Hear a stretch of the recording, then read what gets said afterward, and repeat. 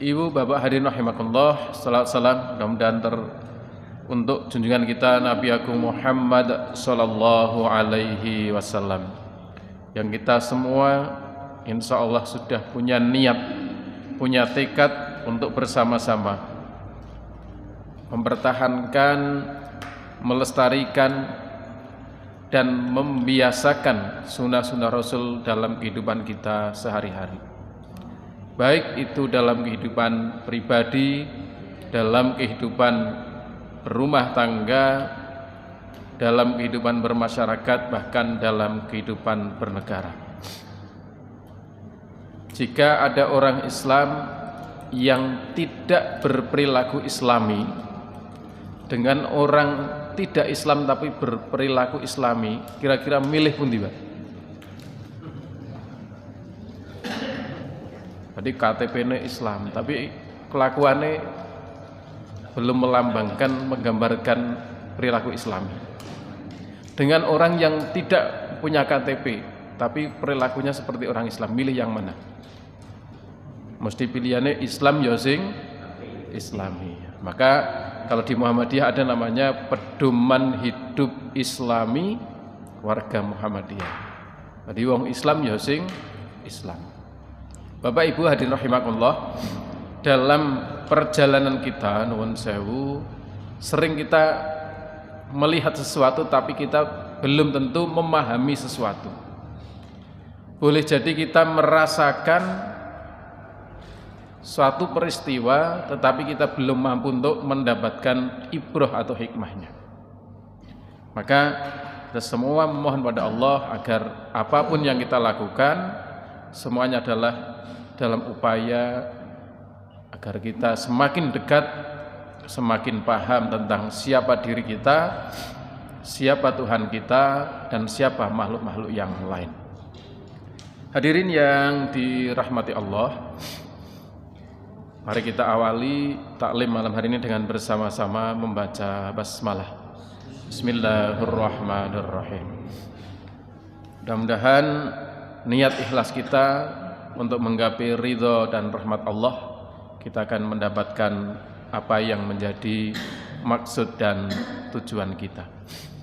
Hadirin yang dirahmati Allah, kita mengingat tadi kita sholat Isya, rakaat pertama isinya kabar gembira apa kabar menakutkan? Napa Pak? Kabar gembira apa kabar menakutkan? Itu yang kadang-kadang dialami oleh manusia. Jadi manusia itu akan selalu bermegah-megahan, selalu memperbahagiakan dirinya dengan kemegahan, dengan kemewahan, sampai kapan berakhirnya? Hatta zurtumul maqabir, sampai engkau ketemu dengan yang namanya kematian.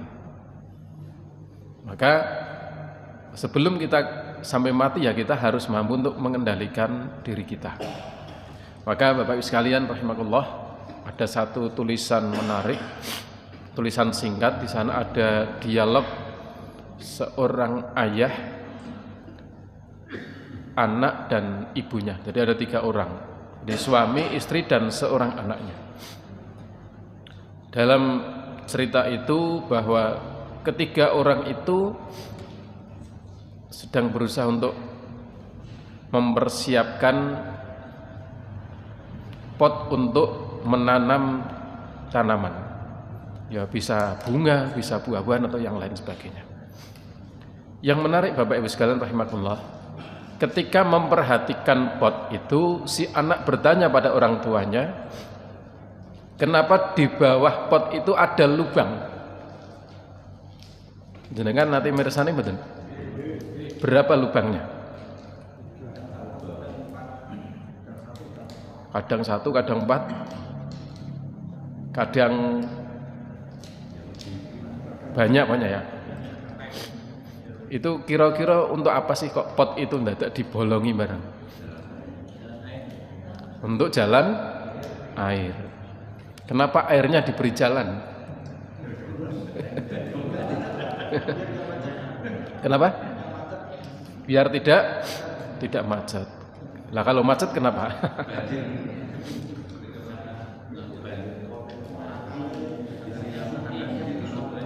Jadi ada pot, di bawahnya diberi lubang atau dibolongi.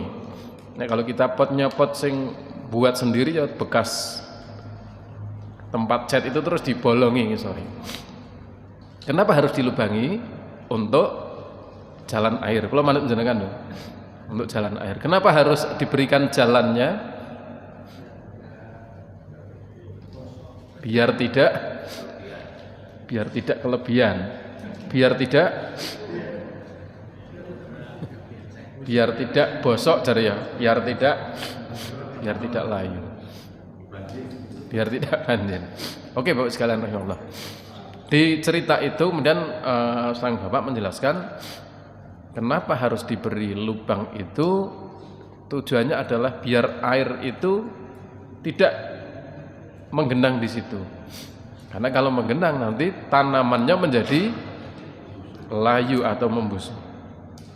Nah, mohon maaf ini saya agak flu ini. Flu saya sejak kapan? Sejak mau berangkat ke sini. Jadi kemarin itu cerita dari hari Sabtu pagi berangkat jam 7 pulang jam 10 malam. Besoknya hari Ahad berangkat jam 6 pulang jam 10 malam. Ini resikonya di sini nih. Mohon maaf. Jadi Bapak Ibu hadirin rahimakumullah, kenapa diberi lubang? Di antara lain adalah biar tidak membusuk. Apa yang bisa kita ambil hikmah dari sini? Itulah kita. Kita itu diberi rezeki. Rezeki kita itu banyak atau sedikit tergantung kita. Kita mau rezeki kita dibagikan atau tidak, urusan kita. Tapi kalau tidak dibagikan, ora mungkin tinggu dhewe, Pak. Jadi banyak nyembelih sapi, pangan dhewe kan ora mungkin. Maka perlu dibagikan. Oke. Ayat yang kami sitir tadi, insya Allah jenengan biasa atau akrab dengan ayat ini. Kalau di tempat saya dulu, kalau imamnya Mbah Jupri almarhum, setiap sholat isya yang dibaca ini. Ini kalau di Quran, ini di surat At-Taubah. At-Taubah itu surat ke-9. Ada di juz 11 di kolom paling bawah di sini. Allah menjelaskan kepada kita, nanti jenengan bisa lihat di Qur'annya.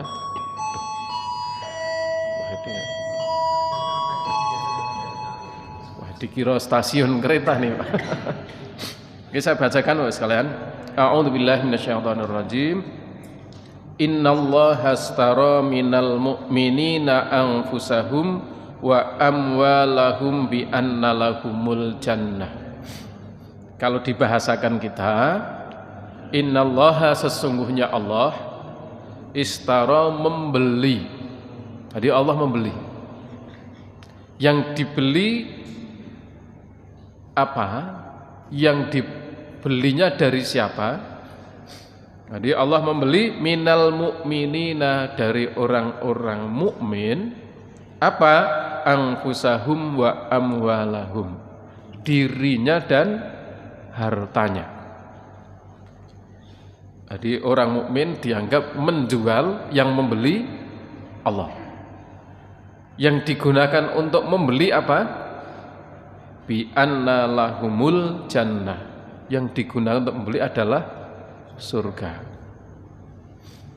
Jadi kita tahu yang kita miliki itu sebetulnya adalah milik Allah. Tapi kok Allah masih mau membeli wong miliknya Allah. Karena Allah itu maha kaya, tidak butuh apa-apa dari kita. Allah itu memberi makan, tidak diberi makan.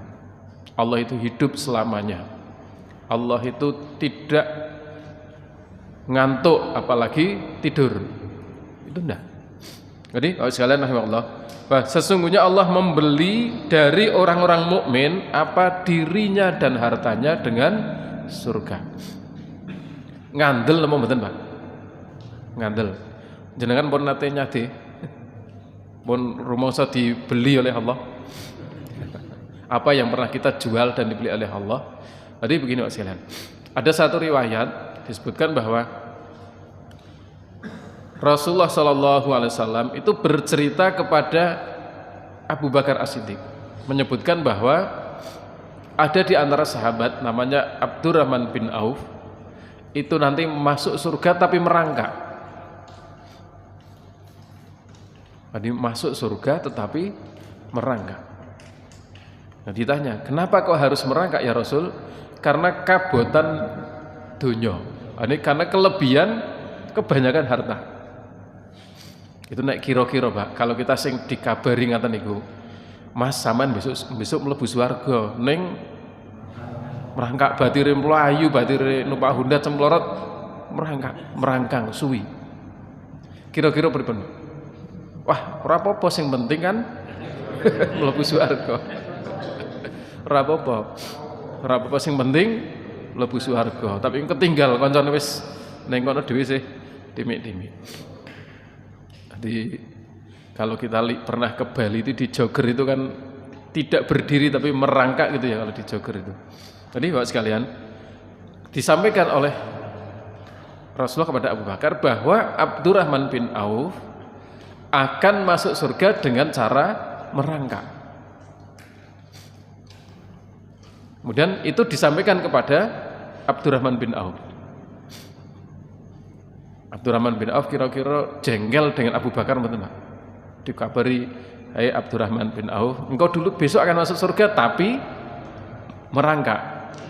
Kira-kira betul Pak, jengkel apa betul? Nah, kita mungkin ngece saman gue. Itu kemudian Abdurrahman bertanya pada Rasulullah, "Ya Rasul, benarkah yang disampaikan kepada saya cerita bahwa saya akan masuk surga tapi dengan merangkak?" Maka jawab Rasulullah, "Benar." Kenapa? Karena kamu kebanyakan atau kabotan dunia. Kemudian Abdurrahman bin Auf itu berdoa, mohon agar hartanya itu dikurangi Pak. Mboten ditambahi, mboten nyuwun dikurangi. Pokoknya ya Allah, biar saya masuk surganya tidak merangkak, kurangi saja harta saya. Nah, menguranginya dengan apa? Pokoknya kalau ada sedekah, ada infak cepet-cepetan. Bahkan suatu ketika yang luar biasa, saya baca di situ terjadi gagal panen. Jadi panen tapi gagal. Wujudnya apa? Kurmane busuk. Nate Mas Pak nggih? Alhamdulillah. Jadi kurmanya busuk. Nek karo kita kira-kira pedagang ono kurma bosok ditumbas mboten Pak. Wis karepe dhewe panen-panen dhewe bosok ya ben. Itu oleh Abdurrahman bin Auf karena pingin mengurangi hartanya dibeli semuanya. Kira-kira rugi mboten Pak? Kurma busuk kok dibeli. Logika manusia rugi. Tapi dalam cerita itu disebutkan ketika semua dibeli, kemudian terjadi wabah penyakit di negeri Syam. Terjadi wabah penyakit. Obatnya apa Pak? Lah, kurma busuk itu.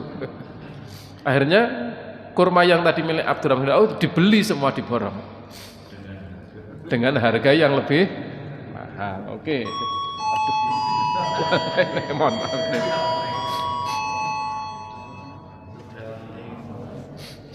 Mohon maaf ini. Jadi hitungan menungso arep rugi malah badi. Angel Pak ya. Inilah orang kalau sudah beriman dan yakin kepada Allah semuanya akan nikmat. Di dalam cerita itu akhirnya badi malah oke. Karpe ben. Nah itu terus kira-kira besok mlebune swarga tetap merangkak napa mboten nggih. Oh duitnya tambah oke niku.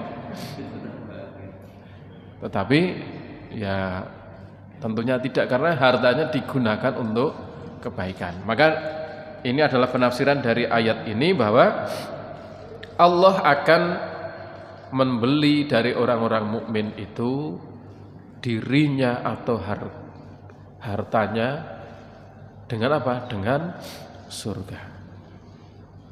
Kalau di surga itu apa-apa ada. Jadi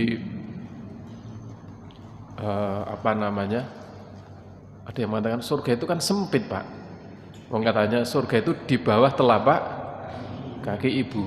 Berarti surga gue sempit atau luas? Luas.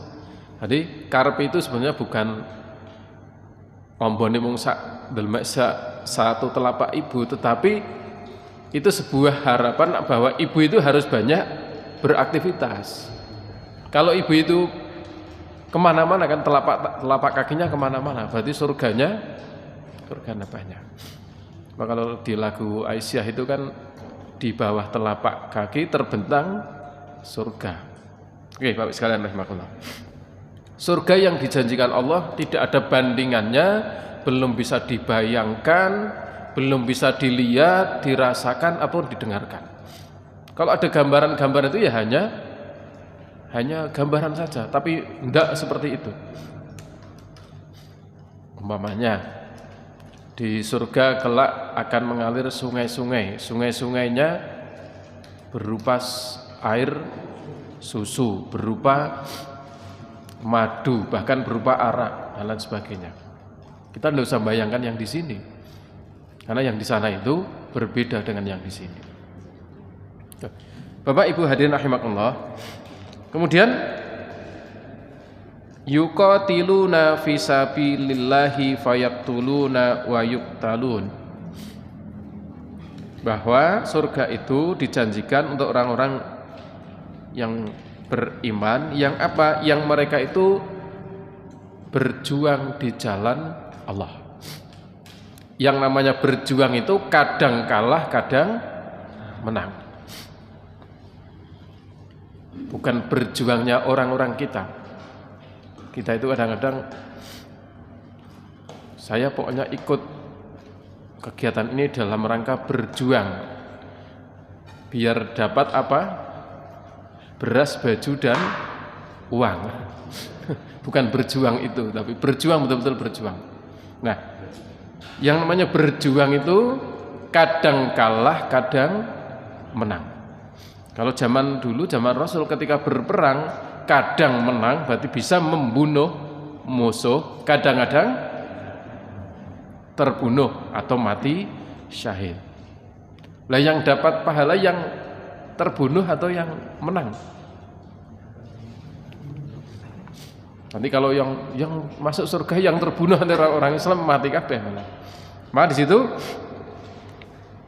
fayaqtuluna wa yuqtalun. Ya kadang-kadang ada yang membunuh, ada juga yang terbunuh. Jadi orang-orang yang berjuang di jalan Allah, baik yang terbunuh atau yang membunuh, dia jaminannya adalah surga. Beda kalau orang berkelahi. Al-qatil wal maqtul finnar. Yang membunuh dan yang terbunuh neraka. Maka pernah ditanyakan para Rasul, ya Rasul, kalau yang membunuh itu pantas neraka, lah yang terbunuh kok neraka? Ya kalau dia tidak terbunuh, dia membunuh. Itu beda. Jadi orang yang beriman, berjihad di jalan Allah, baik terbunuh atau membunuh, dia jaminannya adalah surga. Wa'dan 'alaihi haqqan. Janji Allah itu hak, janji Allah itu pasti. Beda dengan janji ibu sama anaknya. Kadang-kadang kalau nek ora rewel tak tumbas ke es krim. Nanti kalau sudah tanya es krimnya mana, warungnya tutup. Cok mboten niku nek ibu-ibu. Itu kadang-kadang seperti itu. Jadi saya sendiri ngalami dulu, bapak saya itu ya enggak punya uang. Beli bakso itu pingin Pak, koncon itu mbas bakso sampai pingin. Padahal dulu 100 rupiah loh. Bakso itu 100 rupiah. Kalau sekarang berapa? 25.000 mungkin ya. Lah bapak saya itu tidak mau bohong. Yang penting anakku tak tukokke bakso cukup pisang. Apa yang dilakukan? Ngomong karo bakule, pokoknya sing pedes nemen. Begitu saya makan bakso, wah jebul bakso iki rasane ngene, esuk mah tumbas meneh. Dan saya tahu setelah besar itu biyen aku dah kali pae berarti ya. Karena bakso itu ada ditawani sing pedes napa sing mboten. Tapi itu kan tidak ngapusi, Pak. Daripada ngapusi bapak ra ndek duit atau bakso ra enak dan lain sebagainya. Itu kalimatnya yang penting sing pedes. Cah cilik pedes ya. Hemo. Oke, ini Pak sekalian. Jadi janji Allah itu pasti. Apapun bentuknya. Nah, kepastian janji Allah itu mestinya ditiru oleh kita. Maka orang-orang yang tidak menepati janji dianggap sebagai ciri di antara ciri-ciri orang munafik. Wa idza wa'ada akhlafa. Ketika berjanji mereka mengingkarinya. Kita tidak menepati janji itu boleh apa betul, Pak? Boleh kalau memang ada uzurnya. Jadi umpamanya ada seorang laki-laki sudah berjanji, pokoknya kita mau sehidup semati. Baru nikah 2 hari istrinya mati. Kira-kira melu mati kok luru meneh. Kira-kira gimana?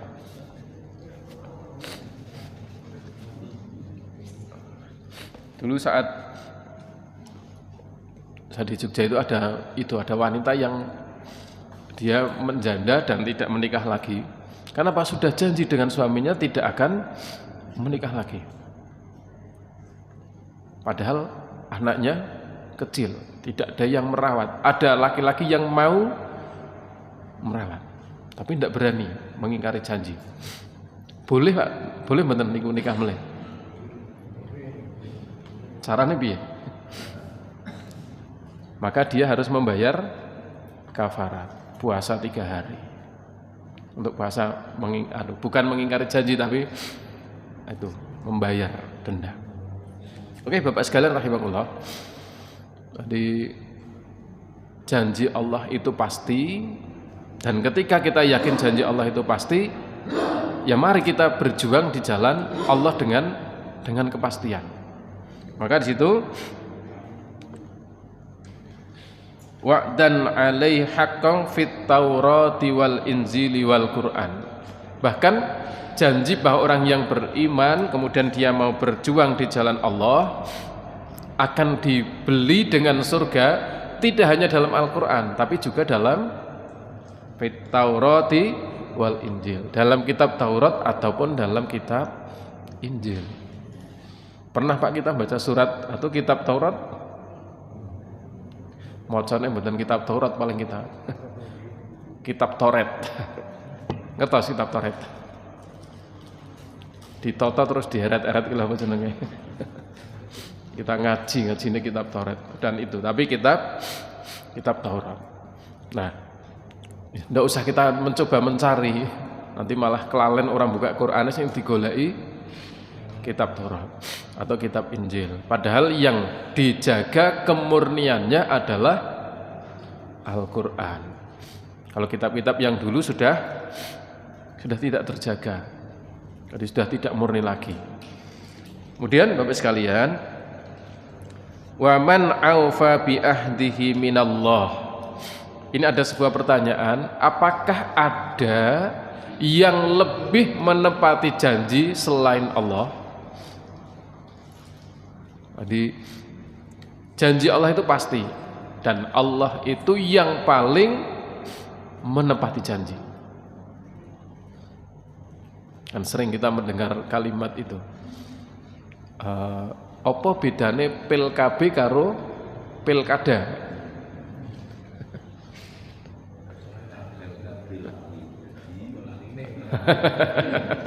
PKB nek lali dadi, pilkada nek dadi lali. Jare jenengan lho. Tapi bukan. Nah, kita Allah itu berjanji tidak mungkin lupa. Maka di Indonesia itu sering kadang-kadang melawan lupa gitu ya.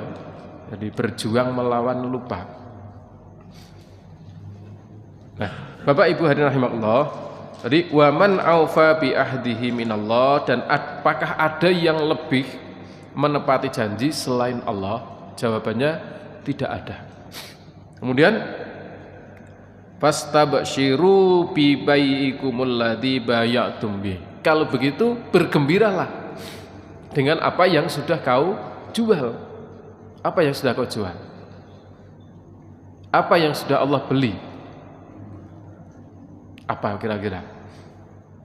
Maka karena di atas tadi disebutkan anfusahum wa amwalahum, berarti tidak mesti harta, bisa juga dengan diri kita.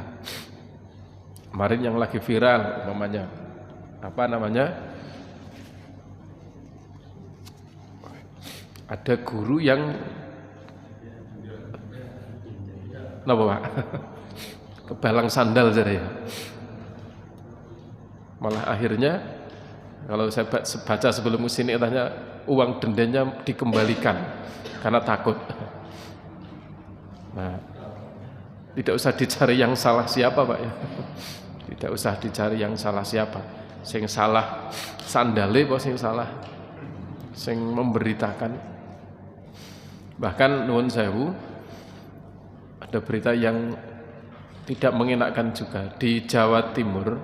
Jadi angka perceraian naik, penggugatnya adalah ibu-ibu yang diterima sebagai ASN, Pak. Nonton beritanya Pak?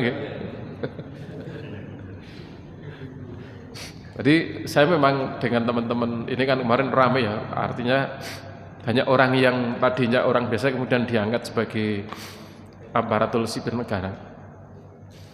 Ketika SK belum turun dan seterusnya itu, saya sempat mewanti-wanti dengan teman-teman saya yang saya kenal. Saya matur, pergaulan kita itu nanti akan menentukan bagaimana kita. Jadi nek biasane duwe duit 1000 yo jajane sing kira-kira 1000 turah. Ngono nek duwite luwih akeh,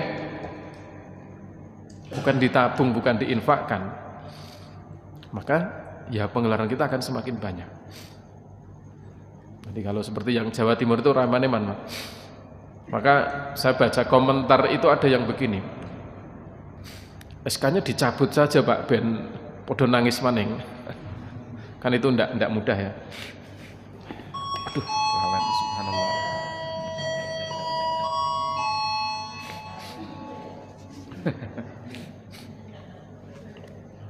Jadi wadzalika huwal fauzul azim, dan kita bergembira untuk berjuang di jalan Allah itu juga merupakan satu kebahagiaan. Tadi kalau di apa namanya, kalau ada hadis itu al yadul ulya khairum minal yadis sufla, tangan di atas lebih baik daripada tangan di bawah. Artinya orang yang berderma lebih baik daripada orang yang menerima.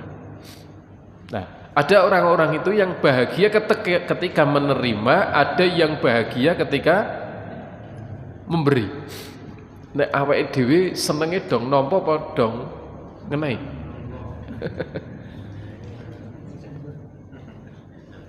Rasane mak plong wis nampa, atau rasane mak plong wis ngenai.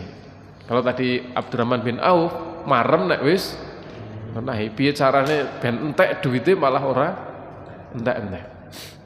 Piye carane ben hartanya tidak membebani besok di akhirat malah tambah. Ini Bapak sekalian. Nah, maka untuk bagaimana kita mengelola harta kita, mengelola apa yang kita miliki, maka Islam pun memberikan panduan-panduan. Umpamanya surat Luqman menyebutkan walaqad atayna Luqmana anishkur lillah famay yashkur fa innama yashkuru li nafsi. Luqman itu diberikan hikmah untuk bersyukur. Kalau kita bersyukur maka akan tambah. Karena apa? Bersyukur itu untuk dirinya sendiri. Wa may yashkur fa innama yashkuru li nafsi. Kalau kita bersyukur, ya syukur kita itu untuk kita, bukan untuk orang lain. Maka seandainya kita memiliki ilmu, maka syukur kita ya yang pertama mesti ucapkan alhamdulillah. Yang kedua apa? Menggunakan ilmu itu sesuai dengan kehendak dari Allah. Jadi ilmu yang kita miliki itu digunakan untuk kebaikan, bukan ilmu digunakan untuk keburukan. Umpamanya kita punya ilmu dagang, ya kita gunakan bagaimana berdagang yang baik.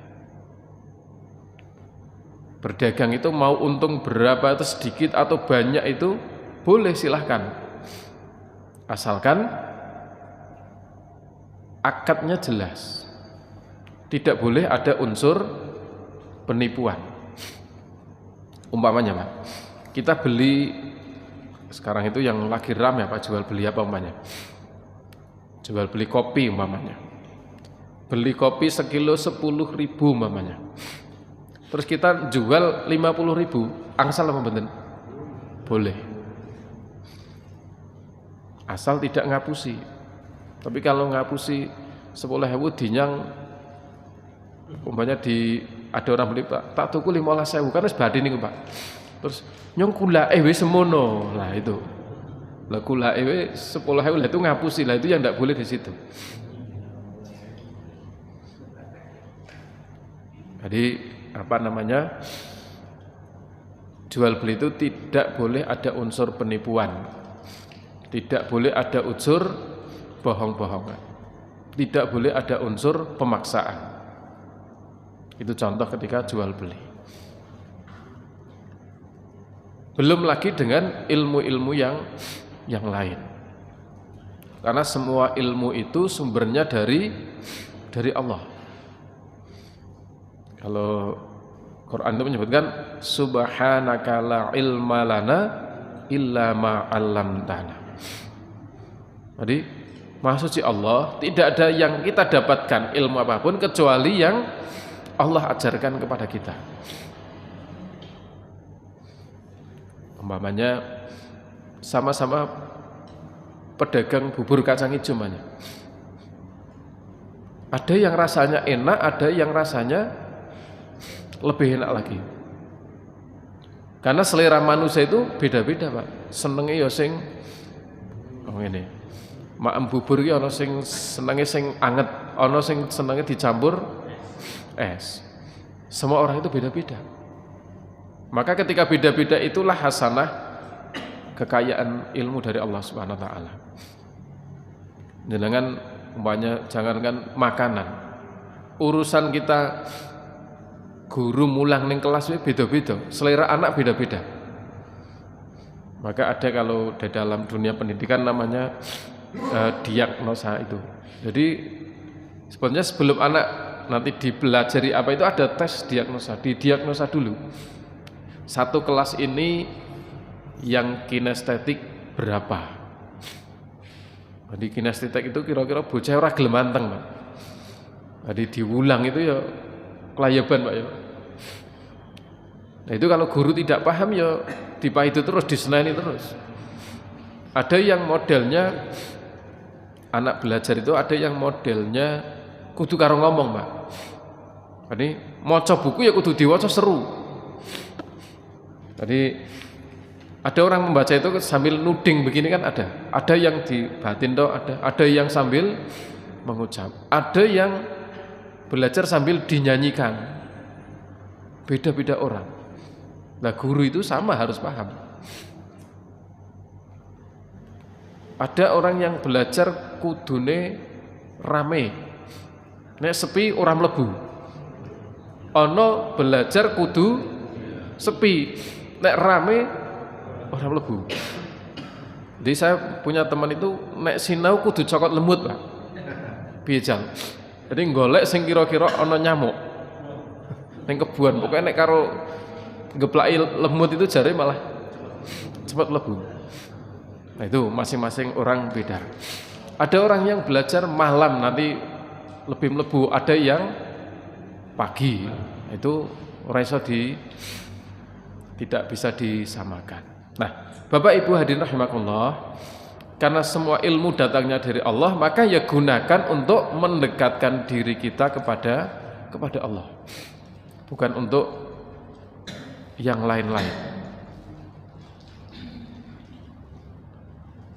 Setiap orang diberi peluang yang sama, diberi kemampuan yang sama, tapi nanti tergantung nasib kita ketemunya dengan siapa. Jadi ketika bayi lahir itu kan kita tidak ngerti, oh ini bakal cah pinter, oh ini cah ngeweng, kan tidak tahu. Tapi nanti ketemunya dengan siapa. Maka kalau di hadisnya itu kullu mauludin yuladu alal fitrah fa abawahu yuhawidanihi au yunassiranihi au nyumajjisanihi. Kalau bahasa yang lain, kita itu punya modal yang sama, tergantung ketemu nih dengan siapa. Umpamanya aslinya anak ini pinter hitung-hitungan, Pak. Dilalah guru matematikane galak. Kira-kira terus seneng matematika mboten? Angger pelajaran matematika ora mangkat. Padahal dia aslinya ahli hitung-hitungan. Bahkan kalau di beberapa tempat itu ada anak-anak orang Islam yang sekolahnya tidak di sekolah Islam. Karena apa? Wedi nek kon maca Quran. Wonten mboten, Pak? Ada. Sekolah MI. Tidak sekolah di MI kenapa? Wedi nek kon maca Quran. Itu kadang-kadang. Maka Bapak Ibu sekalian rahimakumullah, kita punya modal yang sama, tergantung pengembangan kita ketemu nih dengan siapa. Itulah yang namanya perjuangan. Kita namanya berjihad. Nah, Bapak Ibu hadirin rahimakumullah, maka tadi disebutkan Allah yang pembeli yang temenan itu Allah. Kita mau jual apa, harta kita apa yang kita jual, ilmu apa yang kita jual, diri kita apa yang kita perjuangkan, Allah yang akan membelinya. Nah, Bapak Ibu hadirin rahimakumullah, kalau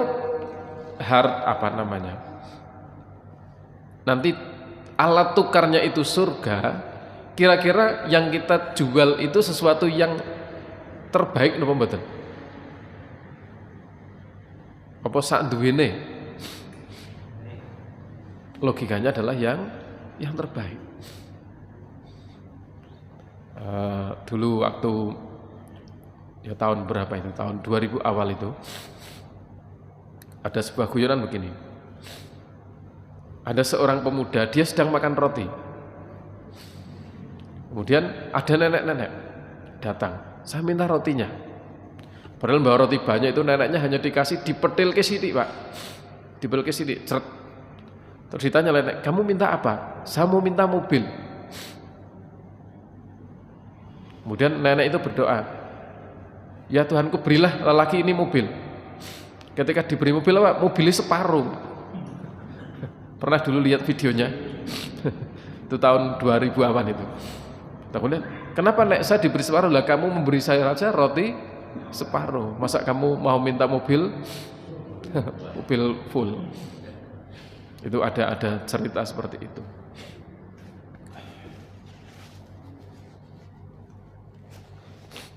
Oke, Bapak Ibu sekalian rahimakumullah, maka dari awal kita harus niyati apa yang akan kita perjuangkan, apa yang akan kita gunakan untuk meraih surganya dari Allah Subhanahu wa ta'ala.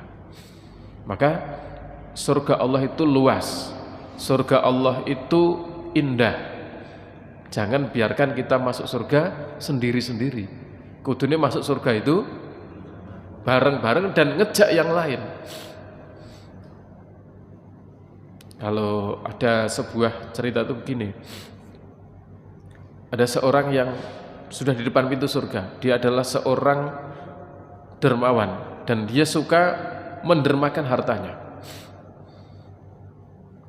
Kemudian ketika dia mau masuk surga ditanya, kok bisa kamu berderma sebanyak itu? Kemudian ia menyampaikan, dulu guru saya menyampaikan, kalau saya berderma sekian maka saya akan dapat balasan sekian. Maka dicari, gurunya sudah masuk surga apa belum? Ketika belum, coba kamu cari dulu gurumu di mana. Karena kamu bisa seperti ini adalah jasa dari guru. Kemudian ada yang mujahid, syuhada. Dia ditanya, kenapa bisa seperti ini? Karena dulu guru saya mengajarkan seperti ini. Maka dicari gurunya. Maka di antara amalan yang tidak terputus, di antaranya adalah ilmu yang bermanfaat. Jadi, idza matal insanu in qata'a amalahu illa min salasin. Ketika manusia mati, semua akan terputus kecuali 3 hal. Yang pertama adalah shadaqatin jariyah, sedekah jariyah. Yang kedua, au ilmin yuntafa'u bihi, atau ilmu yang bermanfaat. Kemudian yang ketiga adalah awalatin sholihin yad'ulah. Tidak mungkin anak soleh itu bisa mendekat orang tuanya tanpa ada peran dari orang tuanya sendiri, tanpa ada perantara dari peran maksimal dari gurunya. Anak tidak akan mungkin tahu. Nah, Bapak Ibu hadirin rahimakumullah, maka seberapapun yang kita kerjakan, seandainya yang kita kerjakan masih kecil, masih sedikit, jangan menjadikan kita minder, tapi yakin yang sedikit itu pasti ada balasannya. Faman ya'mal mithqala dzarratin khairan yarah wa may ya'mal mithqala dzarratin syarran yarah. Apapun yang kita kerjakan, kebaikan walaupun sebesar zarah akan ada balasannya. Kita kelak akan melihat. Demikian juga keburukan yang kita lakukan, kelak kita juga akan melihat. Semua akan ditimbang, semua akan diperhitungkan, dan kita akan dilihat buku catatan kita masing-masing. Maka apa yang kita lakukan, Allah akan membeli kita, dan yakin pasti Allah akan menepati janji kita. Yakin apapun bentuknya. Bahkan mungkin besok di akhirat itu kita akan merasakan, aku pernah ora tahu ngamal gini kok entuk pahala iki. Ternyata apa? Kita digelendengi orang lain. Kan ada ketika orang membicarakan atau menggelendengi bahasa kita, bisa jadi pahalanya untuk orang yang gelendengi. Maka jadilah orang yang senang digelendengi. Itu ada seperti itu. Jadi ada orang ketika, oh kok iso no? Karena pahalanya diberikan pada orang yang digelendengi. Padahal menggelendengi itu penak Pak ya. Apalagi ibu-ibu itu. Maka kalau tradisi orang kuno itu istilah metani rambut karo metani tonggo. Metani tumo karo metani tonggo. Itu kalau dulu, kalau sekarang kan sudah tidak ada. Nah, ini Bapak Ibu hadirin rahimakumullah. Maka profesi kita sebagai apa, ya ayo kita maksimalkan profesi kita. Kalau kita jadi guru, bagaimana kita menjadikan anak-anak kita menjadi anak yang baik. Kalau kita kerjanya yang melayani, mungkin di bagian administrasi, ya kerjakan yang terbaik. Itu menjadi bagian dari perjuangan kita. Apapun bentuknya pokoknya. Bapak Ibu hadirin yang dirahmati Allah, maka yang kita kerjakan. Kalau kita baik, ajak orang lain. Ketika kita bisa mengajak orang lain, balasannya apa? Man sanna alayya sunatan hasanatan falahu ajruhu wa ajru man amila biha min ghairi ayyangkus. Seseorang yang melakukan kebaikan, mengawali kebaikan, kemudian diikuti orang lain, dia akan mendapatkan pahalanya dan pahala orang yang mengikutinya tanpa menguranginya. Jadi makanya saya melakukan sesuatu, kemudian saya ngejak orang lain, maka saya akan mendapatkan pahala yang saya lakukan dan pahala yang orang saya ngejak. Kalau bahasa dulu namanya MLM ya. Jadi kalau saya ngejak orang itu ngejak orang lain terus, maka satu saat pernah saya tidak pernah melakukan sesuatu kok dapat ini ya, ternyata tadi berantai. Nah, ini Bapak sekalian rahimakumullah, tadi saya sampaikan surat apa Pak? At-Taubah. At-Taubah itu surat ke-9. Ini kalau di juznya tadi juz 11, ayatnya 111. Innallaha astara minal mu'minina anfusahum wa amwalahum bi anna lahumul jannah. Bahwa sesungguhnya Allah akan membeli dari orang-orang yang beriman baik dirinya atau hartanya dengan surga. Wa'dan alaihi haqqa, dan janji Allah itu pasti, tidak akan mengingkari janjinya. Bapak Ibu hadirin yang dirahmati Allah, maka perjuangan kita dalam menegakkan agama Islam, nanti kalau kita bisa buka di surat Muhammad dari ayat 1 sampai 1, 2 sampai 10 mungkin itu sampai di sana disebutkan, seandainya Allah itu mau menolong orang yang beriman, supaya agar orang sing apik menangan, itu bisa. Tetapi Allah akan menguji di antara manusia itu. Jadi umpamane kudune nek bal-balan umpamane Arab Saudi karo